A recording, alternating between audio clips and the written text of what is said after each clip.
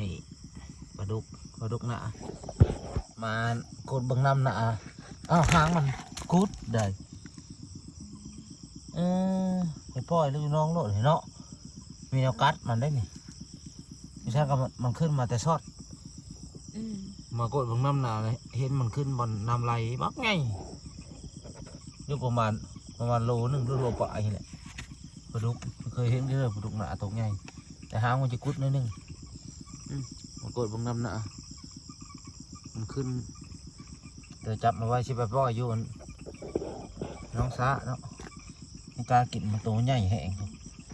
นี่เคยเห็นตัวใหญ่เงี้ยก็เป็นฮักอีบ่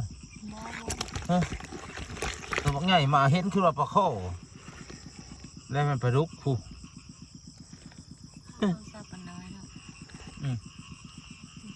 ถ่าย